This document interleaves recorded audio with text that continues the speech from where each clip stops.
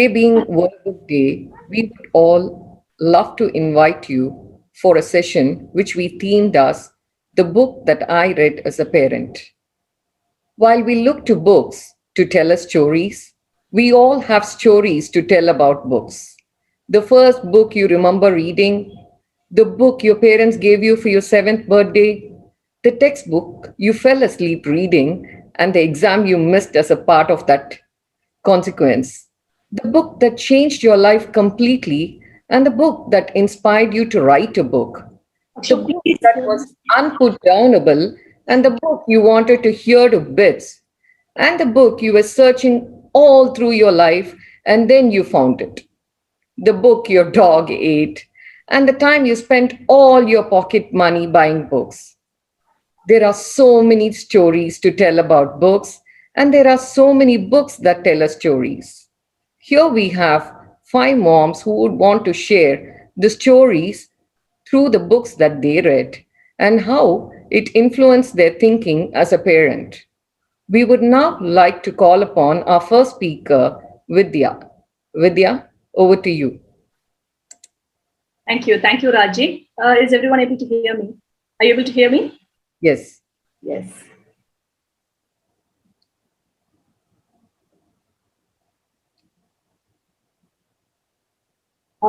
Just sharing my screen here. Is everyone able to see it? Yes, yes. Yes, Vidya. So good evening, everyone, and thank you for being present here. And so the book I am going to talk about today is called Jonathan Livingston Seagull. It's a story. It's written by the American author. Just a second. I think I have to just pause my presentation here.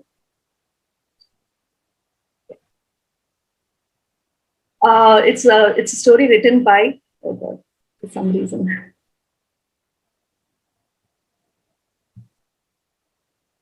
Yeah.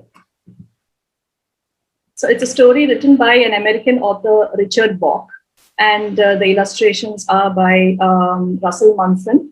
This book was just a little background about the book. It'll just give you an idea as to why I chose this book and why this book it came back to me after so many years. I will get to that part. But just to give you a bit of a background about this book, it was first published in the 1960s as a series of short stories in a magazine called the Flying Magazine, aptly because the book is about seagulls. And the book was later published in the 1970s in the form of a novel. And it went on to be in the New York bestseller list for about 37 weeks straight. And it was sort of a game changer in thinking and perspective from then on. So the book is, when I first read this book, I had just started my career in banking. And this was nearly about, I should say, almost 2 decades back. And no one suggested this book to me. And I didn't know that this author of this book existed. When I walked into the library, it was just lying there. And it's as time would say, the timing was perfect. I think I had to read that book because I was pretty much feeling like the character in the book, Jonathan Livingston, at that time. So just to tell you a little bit about this fascinating seagull. So Jonathan Livingston is a seagull, and we all know seagulls. So what they are just shorebirds. Their home is the sea, and they just live there, and then they just go on to the boats, and then they just take the fish to the surface of the sea, and then they just come back to the shore, and then they nest and they live there. So that's basically a very simple life of a seagull.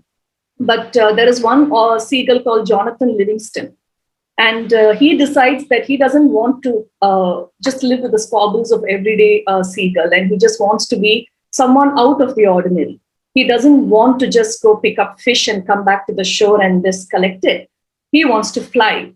He's inspired by falcons. He's inspired by seahawks and eagles. And he says, all other birds are flying. Why should I just pick up fish and come back to the shore? Let me fly. I want to fly. I want to practice flying. So his parents are very upset with him that he's just not following the norms of the seagull community and just picking up fish every day.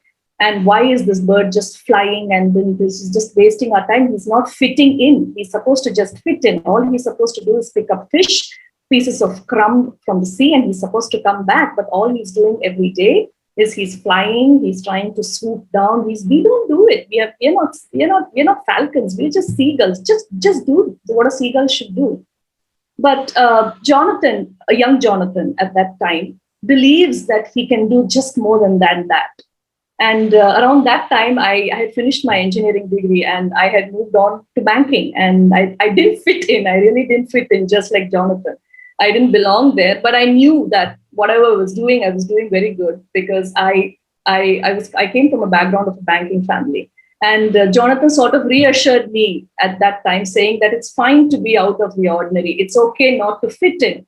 If there is a calling for you, you will find that calling. So just to get back to the book, the story is told in 4 parts. When you start off, Jonathan is trying to sort of fight with his own confidence. He is not so sure whether what he's doing is right, but he tries every day. He's not encouraged by anyone, but he believes that he wants to fly. And towards the end of the day, he's tired. And next morning, he wakes up thinking that, no, I'm no ordinary bird. I will fly. I believe that I can fly and I will fly. So it then goes on where he is just treated as an outcast by his flock and he's thrown out. And then he moves on and flies away. And he moves to a place which they call in the book as a place of greater presence. And there he meets a lot of seagulls who are doing things like what he's doing, out of the ordinary. And he finally finds his purpose and sense of belonging there. And he learns how to be one of them. His practice is encouraged. His beliefs are sought out. And everyone, there are a lot of nods than nays that he receives in that world. And he says that, yes, I believed in my purpose and look where it's brought me. So he befriends a lot of seagulls there, and he himself becomes an instructor and teacher. And his life's purpose is all about believing, and he spreads that joy and message. Now, why did I reread this book? For the sake of my son. My son is 8 years old, and why did I choose to read this book? And at what moment I chose to read that book was. My son is, I think all children these days are like Jonathan Livingston Seagull. So they just wake up every morning and today they want to be something different. Today they don't want to read what you give them. They don't want to do, because they do have the inner calling in them. They want to pursue something which they strongly believe in, because obviously with the modern day parenting that we are in, we have given them the space. And when they start exploring, then just like Jonathan's parents, sometimes we start wondering that, oh, this is not convention. This is not curve fitting. This is not, so this is what giving freedom means. They want to do this. And then to be very honest, their platform is quite grounded. When they believe in something, then they set their heart at it. They actually do soar and fly. And just like how you had the set of flocks in the higher presence who believed in Jonathan, I think it just gave me the confidence that we have to be the kind of parents who have to believe in them, who have to tell them that, oh yes, is this something what you want to do? Oh yes, I see why you say this. I resonate with you, and then sort of lead them on to see where they go there. So what happens when you don't become Jonathan's parents and you become the unorthodox flock? So yes, so every child dreams. Every child wakes up in the morning and every child dreams. Their dreams are bigger. Their dreams are probably bigger than just this whole universe itself. They actually do believe that they can fly too, literally sometimes. So I think what this book taught me is in part 2 there is actually a seagull who is known as Xiang the Elder, who never uses the word no with his flock. He never shakes his head. He's all about the nods, and he's all about the gentle, calm self. So when Jonathan every day he says, I think I'm going to fall down from 4,000 feet today and I'm going to go into the sea. I think I want to catch the fish that is 10 feet below the surface of the sea. I don't want to catch the fish at the surface. And for everything, Xiang nods along. He says, if you believe what you can do, if that's your purpose, and if you feel that you've arrived at it, you should do it. So I think that's how dreams are nurtured. So that is one of the first learnings that I felt. There are tremendous learnings, and I've just picked four of them, which sort of resonates as a parent to a child sort of relationship. The second one is motivation. Motivation is constantly reassuring them that yesterday you believed. So what happened today? So continue that belief, keep that going on, keep pushing. Just in the book, Jonathan keeps telling himself that, oh no, the loop I made over the sea, it wasn't right. There was a cliff on the left side, I didn't notice it. So he discovers every route that he takes over the sea and over the cliff all by himself. He is allowed to explore when Elder Xiang, the elder, just stands by and watches him make mistakes. He watches him fall, he watches him get back up, he watches him do reverse loops, and he says, it's fine, do it, do it. At the end of the day, you should have spent your day in such a way that you have learned something. Even if it is 10 mistakes, you have actually learned from those 10 mistakes. So those were such sage words of wisdom coming from the mighty old Seagull. And purpose. So Jonathan did believe in a sense of purpose, and that purpose was not just bringing in fish in. He said, my purpose is to fly. I'm a bird, I can fly. So that's what I'm probably the only species on earth that's got wings. So why can't I fly? Why am I not using my 42-inch wingspan? So he asked that question to himself every day.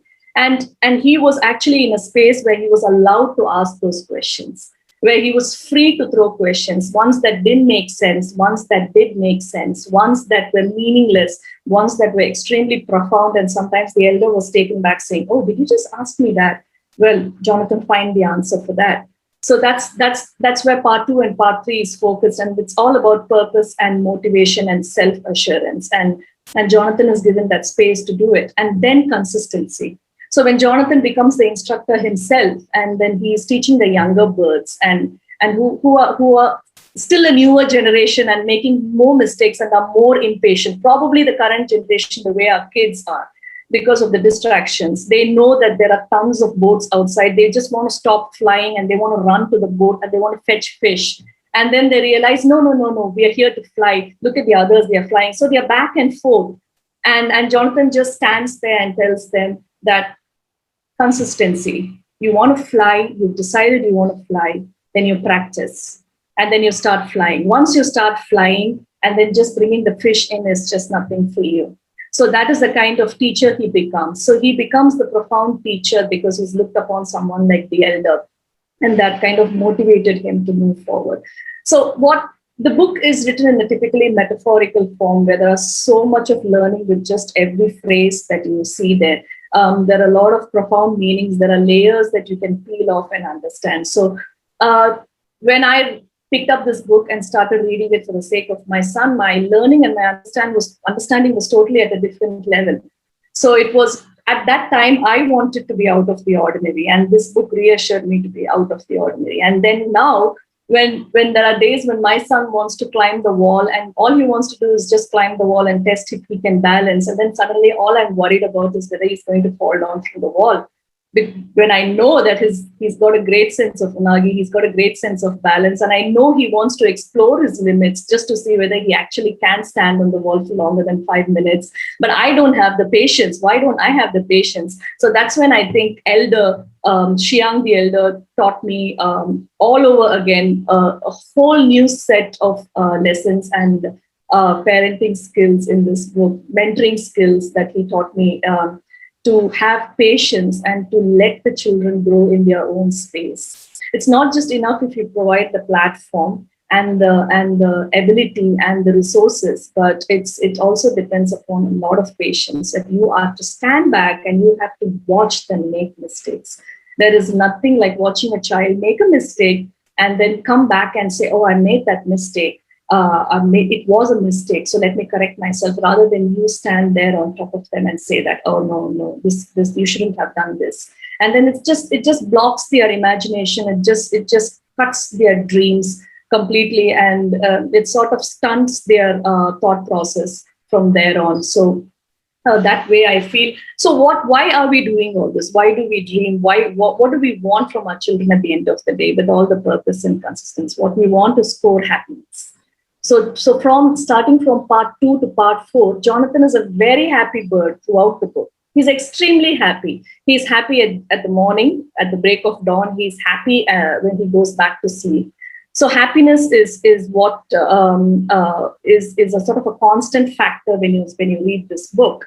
So there's when Xiang the elder passes on, His last words is find love. Sorry, over time actually. Oh, all right. Okay. So just to conclude, I just wanted to bring in the factor of happiness, just to say that all these things revolve around teaching the purpose of happiness to your children, and on so many levels, this book and Richard Bach and the various illustrations have taught me that. So that's it. Thank you so much.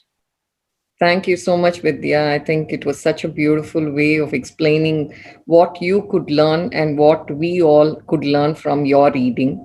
I think one of the things that I could relate is when my son told me, Amma, chase your dreams. What is it that you really want to do? And that's very profound for a 10-year-old or a 9-year-old to come and say to you when you are in a confused state of, whether you want to do this, that, and everyday nuances that you try and manage. So I think as parents, we learn a lot from our children. And I hope and wish that, we apply all the learnings that you have shared through this book. And I really want to grab this one more time. I remember I read this decades ago, and I really want to read this along with my son. Yeah. Thank you. Thank you so much, Thank Vidya. you. Thank you so much. And now we would like to call upon Anuradha, as our next speaker. Hi, Anu. Hi, Raji. Good evening, everybody. I'll just share my screen.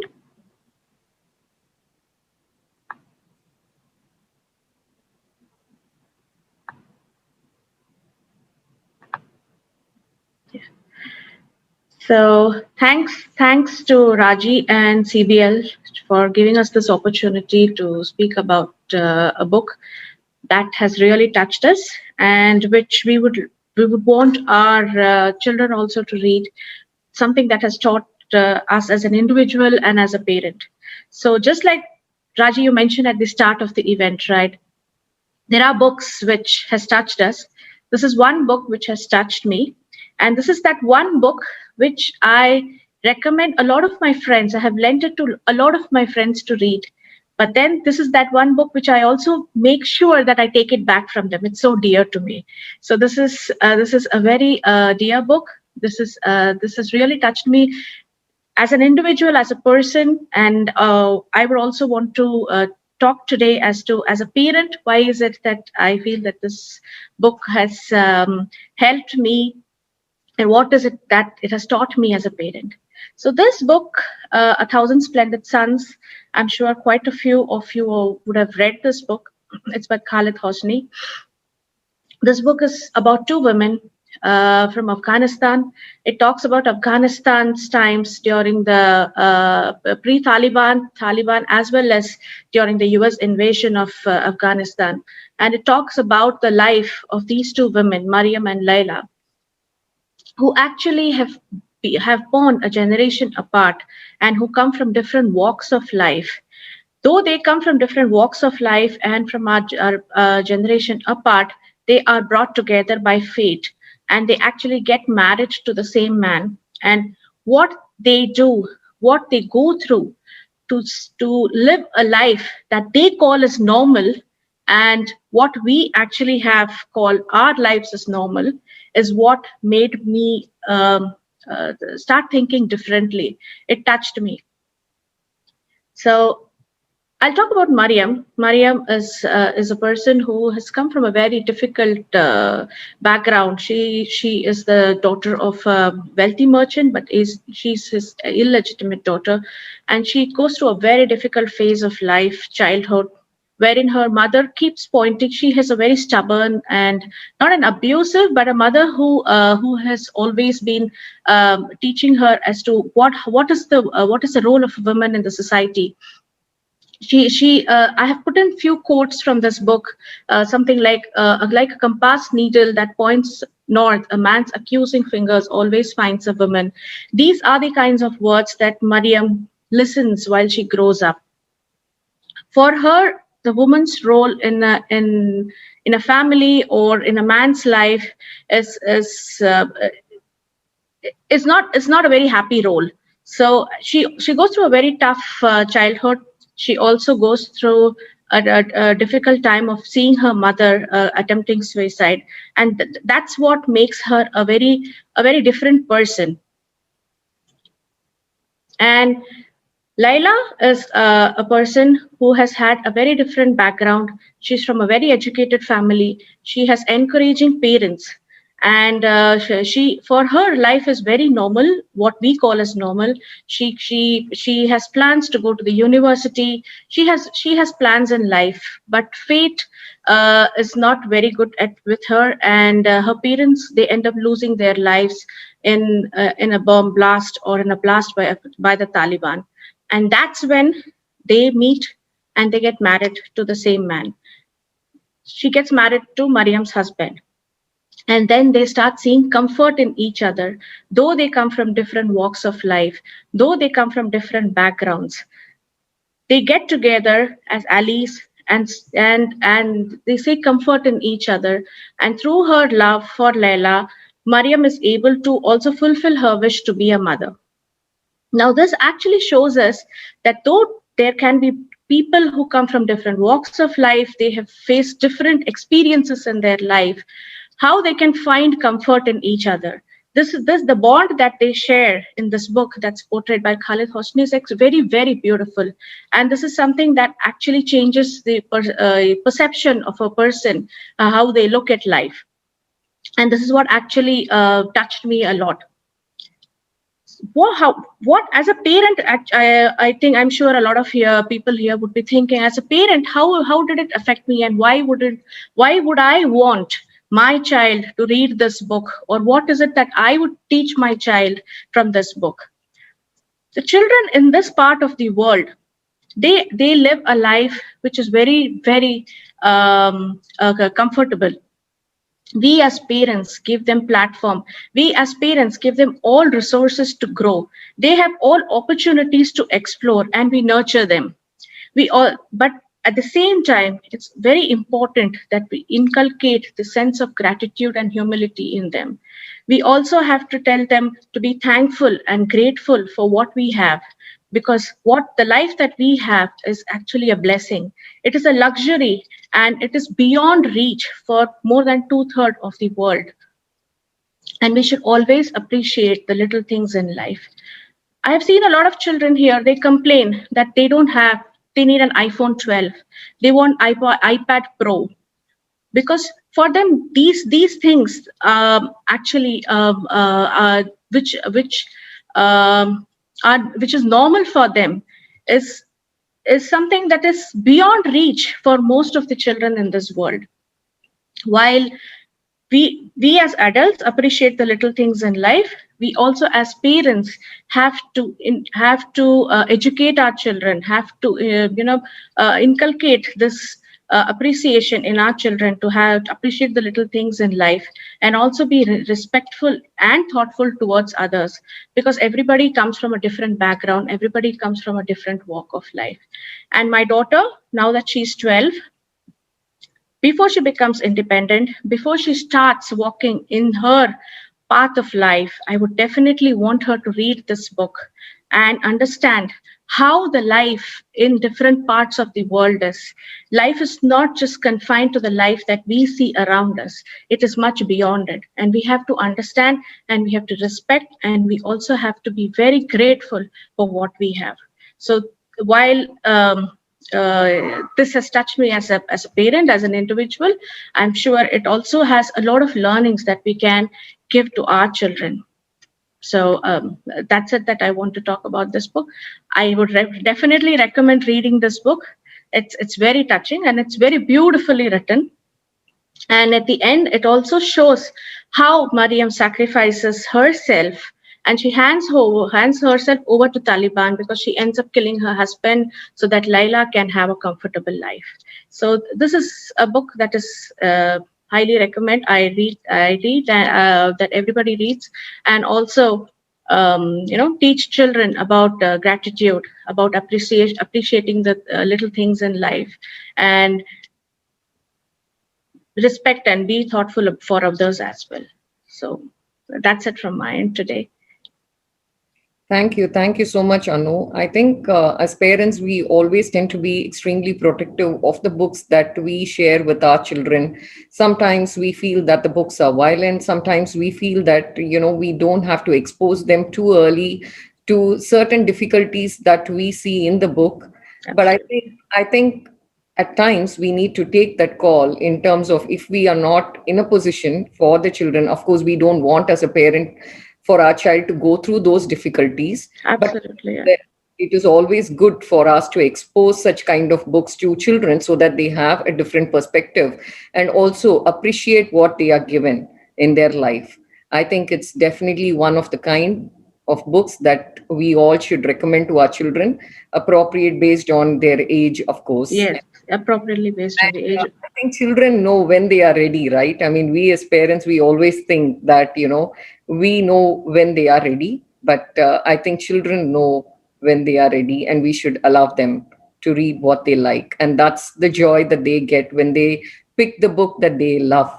And we as parents should only encourage whatever be it, like Neil Gaiman says, just allow them to read whatever that they enjoy. And that's all is the joy of reading. So Absolutely. next, we will call our next speaker, who is Sreedevi. Sreedevi, over to you.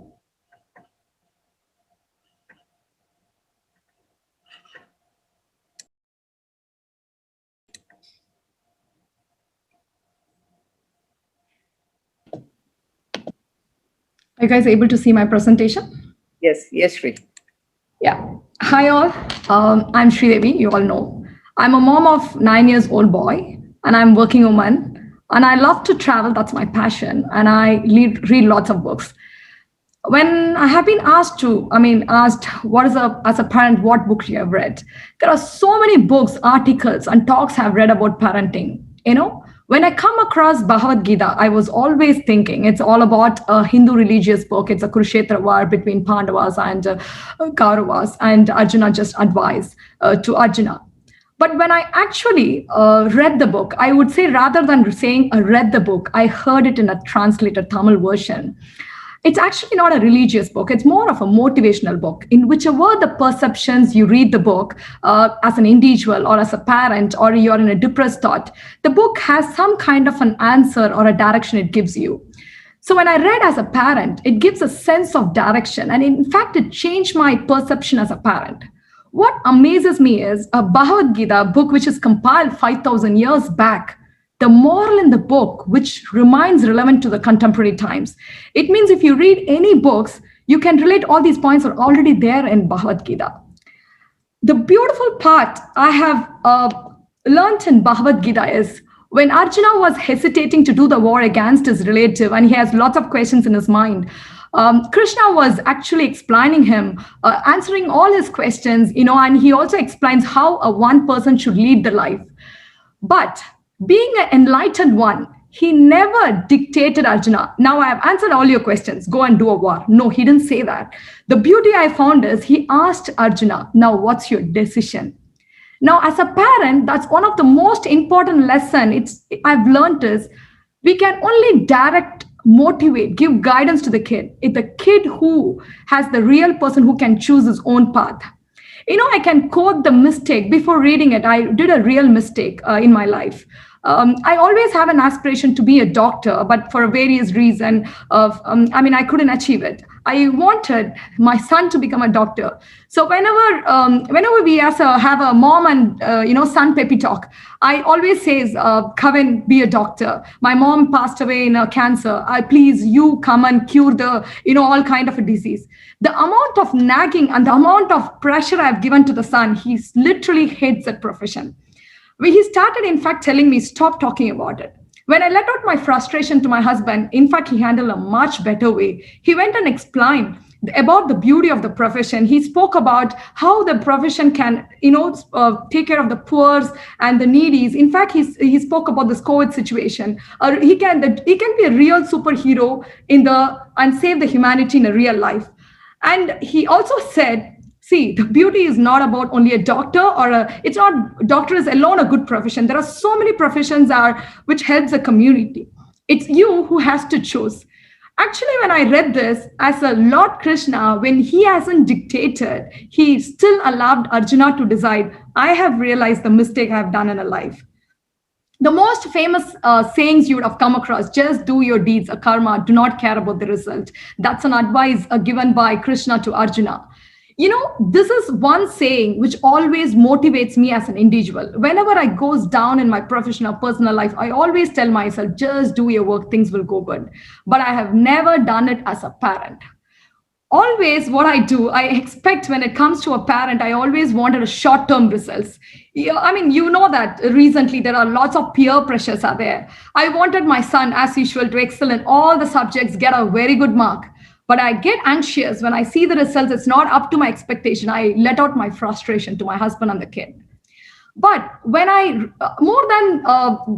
I read the Bhagavad Gita, the related stories, what I learned as a mistake, the mark does not define a person. As a kid, what he learns as a concept and how he takes that value throughout his life, that defines it. So the success is not only a monetary success. How a person, social life, relationship, how happily he leads a life is more important.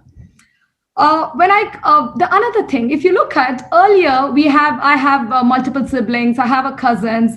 We learned how to share, adjust. We accept the persons who are all have a different thought process. We adapt them. But all these large families, over a period of time, it's crumbled and become a nuclear family. And that too, mine is a nuclear family, and both the parents are working. So as a parent, we are running towards our aspirations, commitment. We completely eliminating the child sentiments. The mistake I've done in my life is when my son is born on the 7th day, my husband had went to Paris to do his MS, and he's going to be there for 3 years, imagine. And I'm with my kid. Every day I drop my kid at daycare, and my kid cries continuously. But all I tell myself, I'm doing this because I am going to come to a better position. I'm monetarily going to be good. I'm going to give him a better life. I was all the while thinking he's a small kid. He would not be emotional. One point in time, he's going to forget everything and he's going to be normal. But I completely eliminated his sentiments. In this entire whole race, what I've done, me and my husband have done, what the child had missed, the sense of belonging, an inculcation of family values, you have missed it. When I read this Bhagavad Gita, the entire journey of Bhagavad Gita spoke about an enlightenment and encouragement. What is enlightenment? It talks about what you have to do, why you have to do. It's about the discipline. That's the discipline we tell the kids what he has to do and why they have to do. Encouragement is all about the love and the confidence we give it to the kid. So it means as a parent, we have to bring in this enlightenment, which is a discipline and a love. We have to have a balance. But what do? I am a workaholic mom. I continuously work. The amount of hours I spend with my kid is very less. I have that guilt conscious always. Whenever I spend a little time, I don't want it to restrict and give discipline to my kid. Whatever he asks, okay, cool, you take it. So because of the sense of guilt, I end up in buying whatever he asks. And even some of my friends I have seen, they buy for the kids more than the kids deserve. What we missed, we may be giving a fantastic education by the money what we have. We may be putting them in extracurricular activities we would have done. But ultimately, what we lack and give them is we don't educate them the social and the relational skills. 100% that is not the school teach them. And also, as a parent, we have to be careful of their own conduct. In the Bhagavad Gita, it doesn't talk about a parent. It talks about an individual. You as an individual, how you have to be careful of your own behavior towards the society. So when I related this as a parent, what I understand, the kids are not only whatever we teach, the kids understand. The kids also watches whatever the behavior towards them or towards anybody. Earlier, when my mom and dad, I have never seen them fighting. Hardly I know they had fought. When my mom calls him for a dinner, he doesn't get up from his desk, from his place. That's when I realized, they have some kind of some misunderstanding. But nowadays, we as young couples, we have our own ego. We, in fact, have an argument in front of the kids, giving unhealthy confusions to the kid. And in fact, for the kids' eyes, we as a parent, we are a god for them, both of them like a gurus. I have a habit of whenever I get into an argument, I always go and ask my son, Kevin, whom are you going to support? It's me or dad? But whenever I ask this question, he said, it's your adult conversation. Why are you bringing me here? Similarly, whenever I'm fully occupied in my work. My husband is in his own laptop.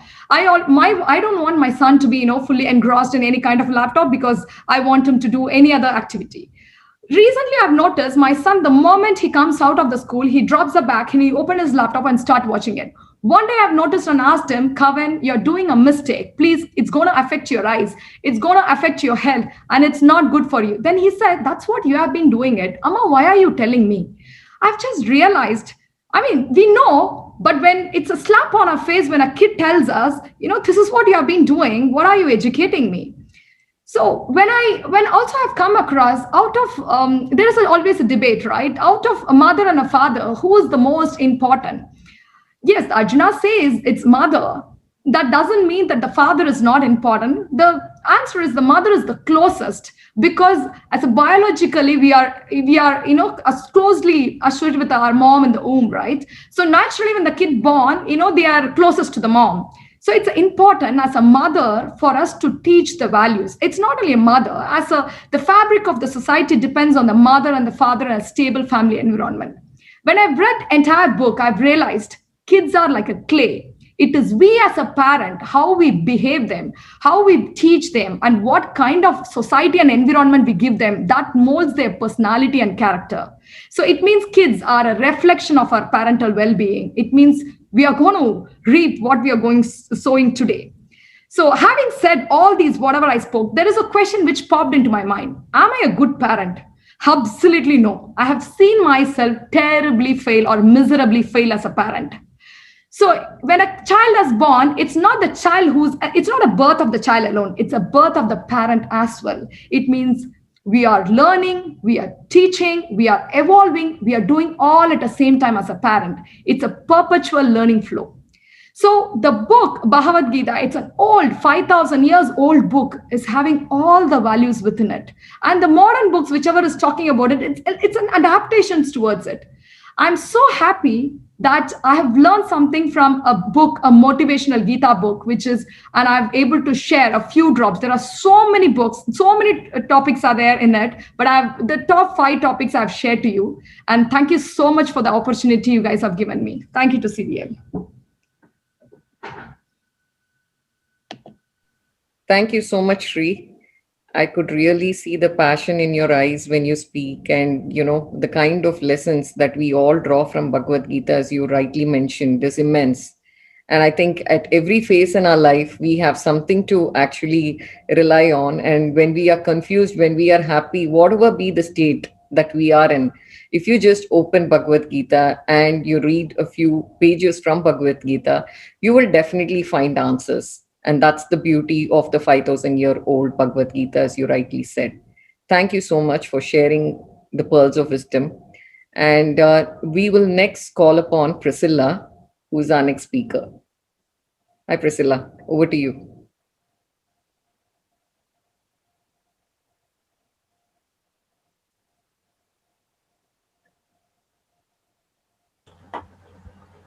Hi everybody. Good evening. I'm Precilla. Thank you, Raji, and thank you for the co-hosts. It was a wonderful session. I had goosebumps at every single session. So, words of pearls indeed. Okay, to get started with today, I'm going to be sharing with you my experience as a parent with this book, What Katie Did. Okay, before we get started, it's already there that the author is Susan Coolidge, and I'm a vivid book reader from many years. I read all kinds of books. So when I was an expected mom, I went crazy buying a lot of books than I could buy attires for myself. So I used to work in an organization, and my boss told me that am I serious that I'm going to be glued to the books and not be bothered about how I look and how I pamper myself. So that's how much I love books, right? So even before I could drop the baby, my parental books am I going to be sharing with this child, and I didn't know whether it was a boy or a girl. So the journey never ended. The day my baby was born and the day we went out, the first place I went was a bookshop. and we picked up some pictorial books, and we've had a huge library of videos and collections of stuffs that a child can pick up her early learning skills from, right? And I was wrong. I was too wrong. I rushed my child a lot into the learning phase, which I probably will regret all my life. To the extent where we were asked to put her in KG1 while she was still 3 years old. 1 year before she could touch her fourth, we had put her into her KG1. So that's how my journey of books with my child began. It's somewhere down the lane. As she started growing, I never stopped taking her to the bookshop. So the minute we walk into the bookshop as a little kid, she used to run around, and whichever book she would lay her hands on, I would pick it up. And the first book I still remember she picked up with a lot of enthu is an encyclopedia. She didn't even know how to pronounce that word, encyclopedia. But believe me, that's her favorite book, and she's 12 years now. So the most recent book experience between the two of us is what Katie did. So one fine day, she comes in like as usual when something excitement in the school has happened, and she says like, Ma, you should read this book. It's called as What Katie Did, and specifically you should read Kikeri. So now I'm as a parent looking at her and wondering, what about that book? Is there something in that book that she's trying to tell me, or is there something in that book that has related to her about us? So what is it that as a parent that's running in my mind? It's a lot of filters that I have gathered in my life over this entire 45 years of my journey on this planet. My personal experiences, my expectations, and various other things that I have gone through in my life. I'm looking at her experience from my filters, right? And then I have to pause and take a look at what Katie did. What is Kikeri all about? Even before I could read, and I then ask her, what exactly is Kikeri? And then she goes on with all those sparks in her face, oh, they play this game and it's so dark in the room, and they're in an orphanage. So I'm trying to gather the words, but the filters that's there around behind in my subconscious mind never leaves. I just struggle and stumble a lot to move into the space of a child, that's to look at things just from the lenses of a child. Like my previous speakers, book lovers, shared about the experiences of Bhagavad Gita and the other couple of books. I was just trying to internalize the experiences that each one of us carry as a parent, and especially as mothers, right? We want our child to have everything. We want to flood our child with all the knowledge possible in the entire universe. We want the child to be so full. But there was a point in time in my life where maybe about 3 or 4 years ago, where I said that no, I have to empty myself first. I need to empty myself, and I need to look at it from a completely empty mindset. So that journey of moving out of my adult or a parent space into a child space was a nightmarish experience, I will tell you. Okay. And that's when I got introduced to this concept called as a conscious parenting. Every day was a struggle for me to move out of being an adult and being a conditional parent into becoming a nurturing parent and to becoming a conscious parenting. I have had so many careers in my life. I've had so many roles in my life. I have faced a lot of deaths in my family when I was growing up. I've seen my dad passing away out of heart disease, and my mom fighting with mental illnesses, and so many challenges. But this particular challenge that I went through, transitioning from being an adult and a conditional parent to becoming a conscious parent, was something that I just cannot explain. But it was worth giving all the effort that I had experienced. Okay. And today, yes, I would proudly say that I do have my conditioning parenting. I do have my adult in myself. I do have I do have all those qualities, but I know where to draw a line. I know how to be very conscious, and I know how to imbibe what is needed in order for me to step in quickly to being a conscious parent. Why I'm saying this is because a wisdom came to me through somebody I respect a lot, a mentor of mine, who said that the child is born in another time, okay, but you can never take away the DNA that runs in their body. And it's so true.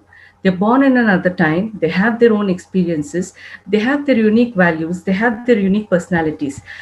We need to realize that we are here as much as we think we have to teach them, but they are also here to teach us much more than we think we have to teach them. Right, there was a new me which was born because of the minute my daughter started speaking to me, the minute she started vocalizing her views and her opinions, I started exploring a new version of my own self. My parents also probably have never brought that new version in me, but my daughter did manage. We have a huge age difference, but that exploring of a new me was a wow journey for me. That is when I started purely experiencing motherhood. Okay, Kikeri is just one pick that I had when Raji came up with this book that I read to my child, but I can go endlessly on various things that we have read together. So in this journey, what's my learning? Unwinding from being an adult and winding into being a child. Being a child back again with her is blissful, but the lenses of an adult never leaves. This is not about me. This is not about her. This is about her joyful reading and experience. Am I missing simple joy? Are you missing it too as parents? Let's give it a thought. What is the beauty of a book? What is the beauty of a story? It allows us to travel to distant worlds from within our own minds. I've taught my daughter this. You want to escape from where you are, you want to escape from this loneliness. All you need to do is pick up a book or write a story. Write something that comes to you. She's very creative. She comes up with these stories about how ants talk to her. People used to judge her based on this when she was very small, but then I said, if people like her not allowed to grow, then you wouldn't have had your yeah, Harry Potters in the world. So I want my daughter to be creative. If it sounds crazy to somebody, then so be it. If she's going to be a creative writer someday, then I'm going to cherish that. That's the parent I became. From being a parent who was very conditional, thinking my daughter has to be 10 on 10 in math, 10 on 10 in this, I completely unwound from that space. Why I'm sharing this experience is because that's the day I felt true freedom to who I was, as not just as a mother, but as an individual. In this particular phase of life, that's when I experienced true freedom. No quitting from my job gave me freedom. No quitting from anything else gave me freedom as much as this particular experience allowed me that space of freedom. So, what did I gain in the process? I regained the loss of innocence. Yes, I once again realized what it is to become innocent. Reliving a child's mindset, I enjoy it now. Unbinding from being an adult, I do battle with it a lot, but I don't give up. Seeing it from a child's lens, last but not the least, they are uncontaminated, no filters, no veils, simple, pure, and profound. It is us who put those droplets of every one of this in them, and then we sit and regret. With that, I end my space. Thank you so much, Priscilla. As you rightly mentioned, we as parents are only tools, right, through which we actually give birth to children. And as I think it was Sreedevi or Anu who had mentioned in the previous talk that, we are born as a parent, no, the day when our child is born, that's the day when we are born as a parent, and it's our second life. And I think we all truly believe that, we need to cherish the innocence. As much as we want to go back to those days when we were innocent, God gives us an opportunity to be the child that you want to be once again with our children. And I think every moment of it, as you truly mentioned, all got to find our kikri and be the one so far as we could hold on to it. Yeah. So our next speaker, for today is Priya, and she's the last speaker. Over to you, Priya, and thanks for your patience. Thank you, Raji. Just give me a moment and I'll just share my screen.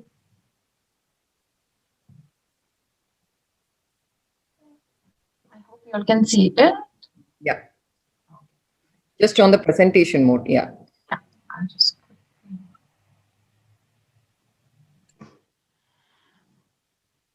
Okay, so hi everybody. Good evening. I know the session has been going on, for too long now, and I'm the last speaker. I've been patiently listening, and I am so surprised that I'm seeing so many versions, here. Like otherwise, it's a very usual, way of talking about parenting. Oh, listen, don't do this, don't do that, and stuff like that. But there are so many versions to it, and it's really wonderful. Thank you, Raji, for giving me this opportunity. It's my first time, and I was really nervous. What is it all about, and I love it now. It's really wonderful. So I shall present to you some of the lessons I learned from Gandhiji's writing, the story of my experiments with truth. Mahatma Gandhi, a name which is not unknown to anybody, a person who dedicated his entire life, fighting for the cause of India's independence. Truth, non-violence, Sarvodaya, and Satyagraha. These were his four principles. These are the principles on which his life is laid on. I shall quote a couple of incidences from the book first, and then talk about how this book, impacted my thought process, and as a parent, and how do I relate to it, and why would I recommend it as a good read. Um, uh, even wondered why is it called as story of my experiments with truth. So, as quoted in the book, a God-fearing friend had his doubts, which he shared with me on my day of silence. Writing an autobiography is a practice peculiar to the West. Supposing you reject tomorrow the things you hold as principles today, or supposing you revise in the future your plans of today, is it not likely that the people who shape the future, who shape their plans based on your spoken words, may be misled? This argument did have some effect on me. Hence, I decided to title it as My Story of My Numerous Experiments with Truth. Truth. What is truth? It's a path, which is difficult to definitely walk on. Many of us would not like the face of truth initially. We may feel like giving up on truth at times, but in the end, it is only the truth which comes out as a soul winner. And I'm sure everybody has, gone through this somewhere in their life, at any point. Give your children the roots to, grow, the wings to fly. Tell them, if they try, that's only when they learn. They do not learn unless they try to do it. Whenever you're experimenting in your areas of interest, it helps you to keep your focus and attention in there, to keep doing it till you get it right, keeps fueling your passion towards it. And that's the reality, which most of us in today's parenting find it the most challenging. It's just that we need to make sure that we let them try new things, we let them do things, which they like to do, and not what we like to do. For them also, we need to make we need to make them realize it's an experiment. We have to take life as a complete when you go out of your comfort zone, that's where you will see the true colors of life, you'll experience the true colors of life. Another event of Gandhiji's life where he shares about his perceptions, towards meat eating, his guilt, and moving on. When I read this particular, chapter from this book, I was very surprised. I was like, Mahatma Gandhi has been taken as the image, which is being built when I was a child, was that, he's the one who's done everything for the country. He never went wrong. He was the most patient person, the most non-violent one. Only when I read this book, I realized that, it took a lot of time for him to reach that level, another event, as I said, what about his meat eating, uh, moment. As quoted in the book, I just want to read some bits of the book because those are the ones which impacted the most. It began to grow on me that meat eating was good, that it would make me strong and daring, and that if the whole country took to meat eating, the English would overcome. A doggerel of the Gujarati poet Narmad was in vogue amongst us as schoolboys. Behold the mighty Englishman, he rules the Indian small, because being a meat eater, he is 5 cubits tall. A day was thereupon fixed for beginning the experiment, and it had to be conducted in secret. Now, Gandhi's were Vaishnavas. Gandhi's friend's opinion had a huge impact on his psyche, and hence he decided to go for meat eating in secret. But he soon realized that this was not the right path. He was now afraid of the pain that his acts would be causing to his parents and that his father would be really upset with him. But there could not be a cleansing without a clean confession. Gandhiji wrote a letter to his father. So, again, quoting the book, he read it thorough and pearl drops trickled down his cheeks, wetting the paper. For a moment, he closed his eyes in thought and then tore up the note. Those pearl drops of love cleansed my heart and washed my sin away. Only he who has experienced such love can know what it is. As kids turn old, they are curious to experiment many such indiscretions, including many a times, stealing, smoking, adultery, and many more. you know uh, we as a parent, we play a real role here. Rather than scolding them, we need to teach them that morality of truth, honesty, and encourage them to share their thoughts with us, rather than just start bombarding, which we usually do. So especially the ones who are the desi parents. So never do that again. Definitely needs to be replaced with let us figure it out together. As a parent, honestly, reading this entire book, it took me a lot of time to reach here, to read the book. And there were several instances where I felt that, is this even true? You know. So, as a parent, when I read this book, imagining various events of his life, be it his initial days of Porbandar, England, his refusal to remove his pagdi in the court, his war against untouchability, when he was thrown off the first class compartment at Peter Martinsburg station, his satyagraha, 3 bullets, and his cremation on the banks of Yamuna by Ramdas. I have had different experiences in each episode of his life, and I have realized that growing a child is a process where different stages of children's life require different approach. Frankly, I strongly believe that you learn more from your child than you end up teaching them. There are several things the small things which I started noticing, that I am learning it from her, rather than I giving her those kind of learnings. I have definitely learned to be more acceptable and take the life challenges as and when it comes. I definitely want my child to read this book as it will help her learn the real strength and value of the word truth. You know, Peaceful resolution of problems and conflicts. Patience is the key in this world where there are like zillions of opportunities and challenges right, at the door, and equality amongst all human beings. So these are simple but very important things, which we need to teach our kids. Uh, where we need to make sure that I just came up with these kind of things, which always leave a very huge impact on me. Rather than we telling them that I'll take care of it, we need to team up with them and tell them, what do you think we should be doing? uh, we need to tell them, I know how do you feel, you tell me what's wrong with you, rather than getting blackmailed or blackmailing them, that if you finish your food you get to watch TV, which is a very usual dialogue from a parent. We need to tell them that if you don't finish your food you don't get desserts. So rather than telling them that don't do this or else this, I'm going to do this to you, we need to tell them don't do this or else this is going to happen.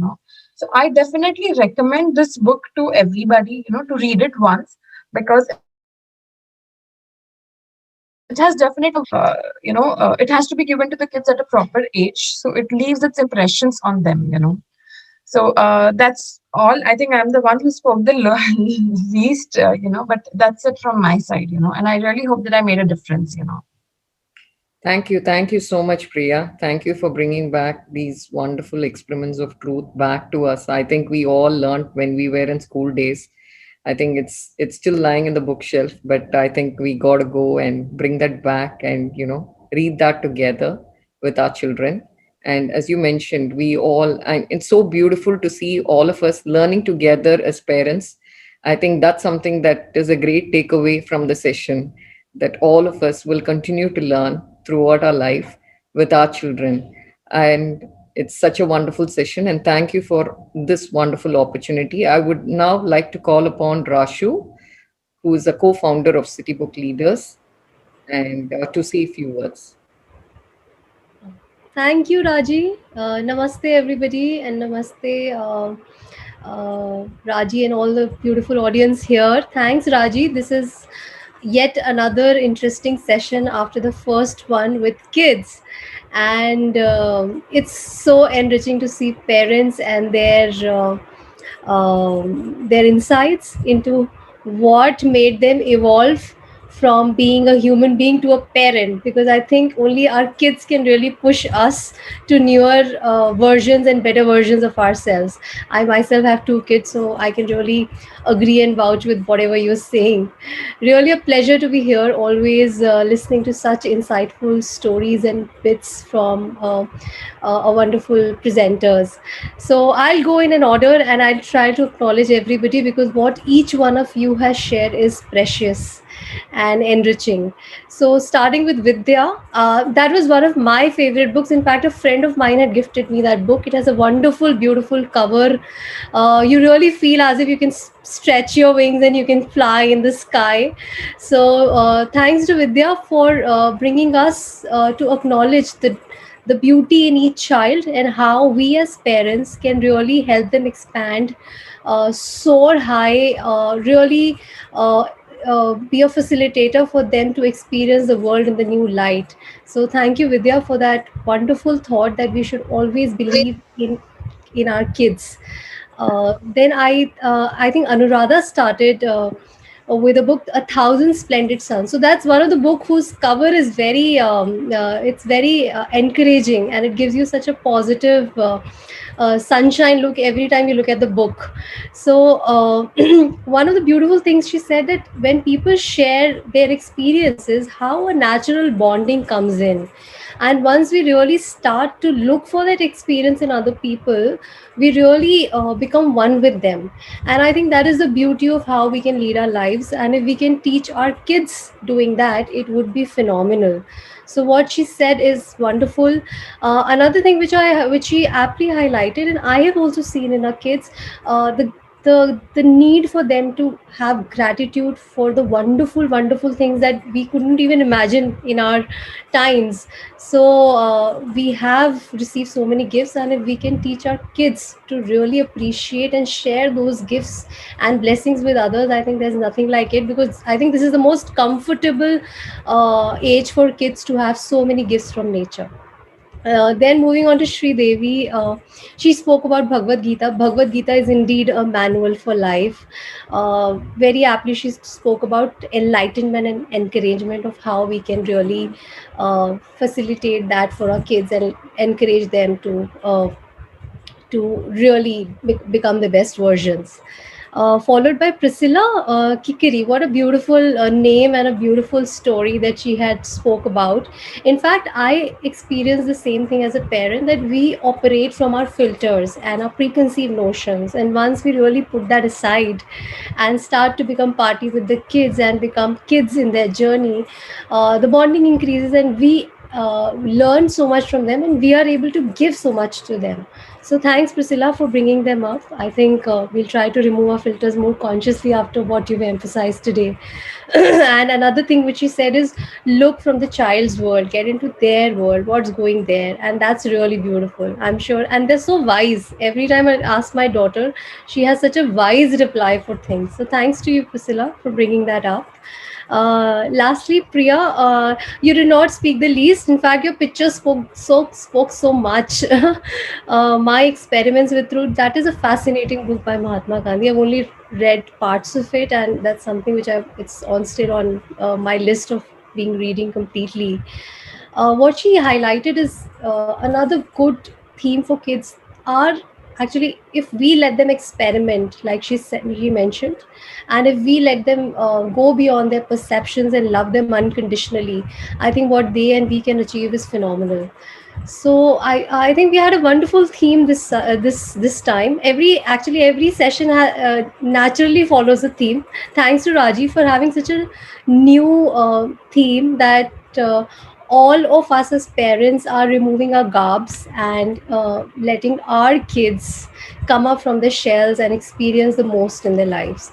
So I think I did a very long vote of thanks, but I really wanted to acknowledge everybody and whatever we gathered today. So thanks to you all. Please continue to be part of City Book Leaders. Spread the word. Thanks to Raji for bringing up this community in UAE. A lot of congratulations and compliments to you. Thank you. Namaste.